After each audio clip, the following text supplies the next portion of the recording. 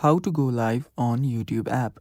Hello guys, this is Atticus and welcome back to another tutorial video. In today's video, I'll teach you guys how you guys can go live on YouTube app. So before we begin with that, if you're new to our channel, head down below and hit the subscribe button so you don't miss out on our future videos. Now let's begin.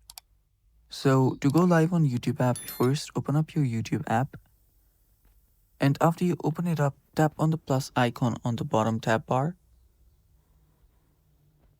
After you tap on the plus icon, you'll find different options right here. On the bottom, simply head over to live. So to be able to create or start a live, you'll need to create more shorts to reach 50 subscribers. So make sure that you have 50 subscribers. And if you do, you can start with, going live on YouTube app.